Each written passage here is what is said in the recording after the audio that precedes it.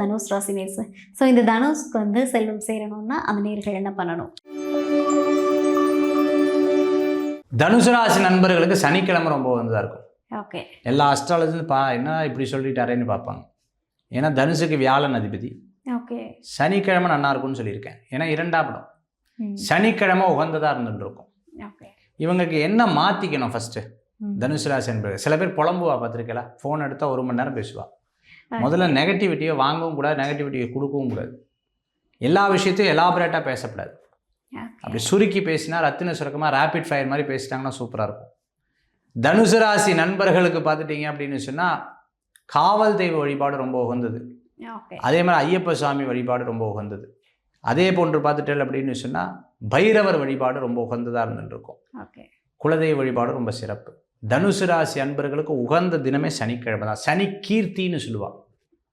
சனிக்கிழமை கீர்த்தி. ஒவ்வொரு வளர்பிறை சனிக்கிழமை ரொம்ப லாபம் உங்களுக்கு. சார், ஆக்சுவலி வந்து இன்னைக்கு காலகட்டத்தில் எல்லாருக்குமே தவிர்க்க முடியாத ஒரு விஷயம் அப்படின்னா பணம்னு சொல்கிறதுல எந்த மாற்று கருத்தும் இல்லை. ஸோ ஒவ்வொருத்தருக்குமே நிறைய ஆசை இருக்குது, நிறைய தேவைகள் இருக்குது. ஸோ எல்லாருக்குமே வந்து இந்த பணம் நம்மக்கிட்ட ஏன் சேர மாட்டேங்குது, நம்மக்கிட்ட ஏன் தங்க மாட்டேங்குது அப்படின்னு ஒரு பெரிய கேள்வி இருக்குது. பொதுவாக ஒவ்வொரு ராசி நேயர்களும் இல்லாமல் ஒட்டுமொத்த பொதுமக்களும் பணம் சேரணும், செல்வம் வீட்டில் தங்கணும்னா என்ன பண்ணணும்? அதாவது என்கிட்ட எல்லாமே இருக்குது. உடம்புல பயங்கர சக்தி இருக்குது, நல்ல படிப்பு இருக்குமா, பணம் தான் இல்லை. அப்போ இந்த 2 பலம் வருமானா இல்லை. என்கிட்ட பணம் நிறையா இருக்குது, ஆனால் டாக்டர் சொல்லிட்டார் என்னை எதுவுமே சாப்பிடக்கூடாதுன்னு சொல்லிட்டார். போச்சு. சக்தி இல்லைன்னா எதுவுமே கிடையாது. பணம் இருக்குது, பலம் இருக்குது, ஆனால் அது எப்படி எனக்கு சரியாக அதை நடத்துறதுன்னு தெரியல. ஞானம் சரஸ்வதி இல்லைன்னா போச்சு. இந்த 3மே ரொம்ப அவசியம். முதல்ல பணம் வந்து எல்லாத்துட்டையும் வந்துடுறது. இப்போது நம்ம வீட்டிலேருந்து ஒரு பெண்மணி ஒரு இடத்துக்கு போகிறாங்க, ஒரு கல்யாணத்துக்கு போகிறாங்கன்னு வச்சுப்போம். இப்போ சென்னையில் இருக்கோம், நம்ம திருச்சியில் ஒரு கல்யாணத்துக்கு போகிறாங்க. அவங்க வீட்டுக்காரோ அண்ணாவோ என்ன பண்ணுவாங்க? ஃபஸ்ட்டு எந்த பஸ்ஸுன்னு புக் பண்ணுவாங்க. பஸ்ஸில் ஏறணுன்னு என்ன சொல்லுவாங்க? பஸ் ஏறினதுக்கப்புறம் அவங்க தான் ஏற்றி விடுவாங்க. என்ன உட்காந்துட்டியா சீட்டில்? கண்ணு முன்னாடி தான் உட்காந்துருப்பாங்க. உட்காந்தாச்சா? ஓகே தானே? டிக்கெட் கையில் வச்சுட்ருக்கேல்ல, தண்ணி எல்லாம் இருக்குல்ல, எல்லாம் வாங்கியாச்சு, சரி போயிட்டு கொஞ்சம் தூரம் போயிருப்பாங்க, ஒரு 10 கிலோமீட்டர். திருப்பி ஒரு ஃபோன், எங்கே போயிட்டுருக்க வண்டி? இப்போ தான் விழுப்புரம் தாண்டின்னு இருக்கு, இப்போ தான் அங்கே தாண்டின்னு இருக்கோம், செங்கல்பட்டு தாண்டின்னு இருக்கு, இப்படி சொல்லிட்டு இருப்போம். இன்னொரு ஒரு அரை மணி நேரம் கழிச்சு இன்னொரு ஃபோன், எங்கே போயிட்டு இருக்க வண்டி கேட்பாங்க. இவங்க போகிறதுக்கு முன்னாடி அங்கே சொல்லிடுவாங்க, அக்கா வண்டி ஏறியாச்சு, மனைவி வண்டி ஏறியாச்சு, நீங்கள் வந்து அங்கே வந்து கூப்பிட்டுக்கோங்க, 10 நிமிஷத்துக்கு முன்னாடியே வந்துடுங்க, குழந்தையோடு வந்துட்டுருக்காங்க, வரும்போது கூப்பிட்டுக்கோங்க. கரெக்டாக இன்னொரு ½ அன் ஹவரில் திருப்பி அவங்கள கூப்பிடுவாங்க, கிளம்பிட்டிங்களா? இப்போ இதுக்கு தாண்டிட்டாங்க, பக்கத்தில் வந்துட்டு இருக்காங்க, திருச்சி பக்கத்தில் வந்தாச்சு, இன்னொரு 10 கிலோமீட்டரில் வர, நீங்கள் எங்கே இருக்கீங்க? ஒரு 10 நிமிஷம் முன்னாடி போயிருங்களேன், சத்தம் போட டென்ஷன் ஆக ஆரம்பிச்சிருவாங்க. நான் சொல்லிட்டேன், அங்கே வந்து ரெடியாக ஆள் நிற்கிறாங்க, வண்டியோடு நிற்கிறாங்க, நீங்கள் வந்த உடனே ஒன்றும் கவலைப்பட வேண்டாம், எனக்கு கூப்பிட்டு போயிடுவாங்க. இப்படி எல்லா விஷயத்தையும் ஏற்பாடு பண்ணுவாங்களா, பண்ணியிருக்காங்களா? உங்கள் அப்பா பண்ணியிருப்பார், அண்ணா பண்ணியிருப்பார், வீட்டில் பண்ணியிருப்பார், எல்லாரும் பண்ணியிருக்காங்களா? பண்ணியிருப்பாங்க. நானும் பண்ணியிருப்பேன் இல்லையா? இப்போ மகாவிஷ்ணு எங்கே அம்பாளை வச்சுருக்கார்? ஹிருதயத்தில்.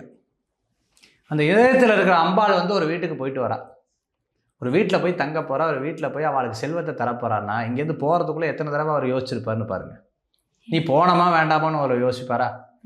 போகிற இடம் எப்படி இருக்கும்னு யோசிப்பார். அந்த இடம் முதல்ல சுத்தமாக இருக்கணும். எந்த வீட்டில் மகாலட்சுமி தங்குவானா சுத்தமாக இருக்கிற இடத்துல தான் தங்குவான். ஒரு நிகழ்ச்சி சரியாகவே ஏற்பாடு பண்ணல, உங்கள் அப்பாவோ அண்ணாவோ கணவரோ இல்லை யாரோ ஒருத்தர் சரி போயிட்டு வாமான்னு சொல்லுவாளா? அப்போது அந்த இடம் சுத்தமாக இருக்கணும். வீடு சுத்தமாக இருந்தால் தான் லக்ஷ்மி தேவி வருவா. 12 ராசிக்கும் இப்படி தான். 10 நாளாக பாத்திரம் அப்படியே தான் இருக்குது. பாத்திரத்தில் மேலே பூசணம் பூத்து, அதுக்கு மேலே ஒரு ஆடை பூத்து, முதல்ல சுத்தமாக வச்சுருக்கணும். அதுதான் அந்த காலத்தில் வீட்டை சுத்தமாக வச்சுருக்கணும். சுத்தம் சோறு போடும் இல்லையா? அப்போ அந்த வீடை சுத்தமாக வச்சுக்கிறது ரொம்ப முக்கியம். சந்தி நேரத்தில் திட்டப்படாது, கெட்ட விஷயங்களை பேசப்படாது, காசிப்ஸ் பேசப்படாது, இல்லாத நபர்களை பற்றி பேசப்படாது. நல்லா இருக்கு, அப்படி பேசுறது தவிர்த்துக்கிறது நல்லது.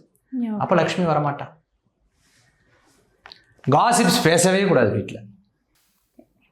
வீட்டில் ஓடாத வாட்ச் இருக்கக்கூடாது, உடஞ்ச கண்ணாடி இருக்கக்கூடாது, உடஞ்ச குத்து விளக்கு வச்சுக்கக்கூடாது, உடஞ்ச படங்களை வீட்டில் பயன்படுத்தக்கூடாது, பின்னமான சிலைகளை வீட்டில் வைக்கக்கூடாது, திட்டப்படாது, நெகட்டிவாக பேசப்படாது. வீட்டில் இருக்கக்கூடிய பெண்களை நம்ம வந்து மதிக்கணும். மனைவி ஆண்களை மகாவிஷ்ணுவா நினைக்கணும். நான் சொல்றது புரியுறதா உங்களுக்கு? கல்யாணம் பண்ணலேருந்து என் வாழ்க்கையே செல்ல, எங்க மகாலட்சுமி வருவா? வீட்டில் நல்ல விஷயங்களை பேசணும். காசு வந்தோடனே ஜோப்லேயே வச்சுட்டு ஜோப்லேயே போயிடக்கூடாது. சில பேர் ஜோப்லேயே வச்சுட்டு இருப்பான். இன்னைக்கு சம்பாதிச்சா ஜோப்லேயே வச்சு அடுத்த நாள் காலை ஜோப்லேயே வச்சுட்டு போயிட்டு ஜோப்லேயே வச்சுட்டு வருவா. அப்படி கிடையாது. காசை கொண்டு வந்தால் வீட்டில் சாமி படத்துக்கிட்ட வைக்கணும். வீட்டில் அம்மா கிட்டேயோ மனைவி கிட்டேயோ குழந்தைகள்கிட்டயோ பணத்தை கொடுக்கணும். கொடுத்து சேமிக்க சொல்லணும். 100 ரூபா சம்பாதிச்சா அட்லீஸ்ட் நம்ம ஒரு 20 ரூபா சேமித்து மீதி 80 ரூபா நம்ம செலவு பண்ணலாம், தப்பு கிடையாது. சேமிப்பு பழக்கத்தை வைக்கணும். வீட்டில் தண்ணியை நிறையா செலவு பண்ணக்கூடாது. தண்ணி பாட்டுக்கு ஒரு இடத்துல ஒழுகின்றே இருந்ததுன்னா போச்சு. வீட்டில் தண்ணியை நிறையா செலவு பண்ணக்கூடாது.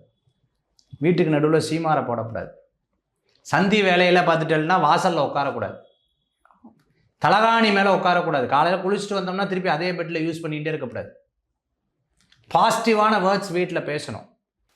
காலையில் 7 மணிக்கு வேலையில் கிளம்பி போயிட்டோம்னா சாயந்தரம் 7 மணிக்கு தான் வரணும். அந்த மாதிரி வேலைகளை செட் பண்ணிக்கணும். ஒரு வேலை பத்தாது, 4 வேலைன்னா 4 வேலையை பயன்படுத்தணும். சோம்பேறித்தனமாக இருக்கவே கூடாது. அசட்டுத்தனமான பேச்சுகள் இருக்கக்கூடாது. வீட்டில் வந்து பார்த்துட்டேன் அப்படின்னு சொன்னால் மல்லிப்பூ வாசனை இருக்கணும். துர்நாற்றங்கள் இருக்கக்கூடாது. வீட்டில் வெளிச்சம் உள்ளே வரணும். வீட்டில் காலையிலும் மாலையிலும் விளக்கேற்றணும். இருண்டு கிடக்கப்படாது. வீட்டில் காலையில் எந்திரிச்ச உடனே முகம் கை கால் கலைஞ்சி குங்குமமோ விபூதியோ வச்சுட்டு பின்னாடி கதவை முதல்ல திறக்கணும். வாசலை அடுத்தது தான் திறக்கணும். ஜன்னல்கள்லாம் திறந்ததுக்கப்புறம் தான் வாசலை திறக்கணும். வாசலை திறக்கும் போது வரலட்சுமி வரலட்சுமி வரலட்சுமி வரலட்சுமி திறந்து தான் திறக்கணும். காலையில் வாசல் தெளிஞ்சு கோலம் போடணும். சார் எங்கள் வந்து ஃப்ளாட்டு, நான் கோலம் போட்டால் பக்கத்து வீடு வாசல் ஆகிடும். பரவாயில்ல, சின்ன கோலமாக போட்டுக்கலாம். சந்தி நேரத்தில் வாசலில் விளக்கேற்றணும். வீட்டில் விளக்கேற்றணும். வாரத்துக்கு ஒரு முறை கோயிலுக்கு போயிட்டு வரணும். கோயில் அபிஷேகம் பண்ண தீர்த்தத்தை வீட்டில் தெளித்து விடணும். நம்மளுடைய கேஷ் பாக்ஸு, எங்கள் வீட்டில் கேஷ் பாக்ஸே இல்லை, அப்புறம் எப்படி செல்வம் வரும்? கேஷ் பாக்ஸ் வச்சுக்கணும். லாக்கர்லாம் வாங்கி வச்சுக்கணும். மகாலட்சுமியை வேண்டணும், பூஜை பண்ணணும், ஆராதிக்கணும். வீட்டில் குழந்தைகளுக்கு அதை சொல்லணும். கணவன் மனைவி அட்லீஸ்ட் வாரத்தில் ஒரு நாள் வெள்ளிக்கிழமை 2 பேர் சேர்ந்து விளக்கேற்றணும். அட்லீஸ்ட் மாதத்தில் ஒரு நாளாவது குலதெய்வ கோயிலுக்கு போயிட்டு வரணும். இல்லைனா 6 மாதத்துக்கு ஒருக்காவது குலதெய்வ கோயிலுக்கு போயிட்டு வரணும். வருஷத்தில் 2 தடவை ஹோமம் பண்ணிடணும். வீட்டில் 4 பேர் வந்துட்டு போகிறேன்னா திருஷ்டி எடுக்கணும். வீட்டுக்குள்ளே வரும்போது மங்களகரமான ஒரு அமைப்பை வீட்டில் வச்சுருக்கணும். இதெல்லாம் இருந்தால் லக்ஷ்மி தேவி வீட்டுக்கு வருவாள்.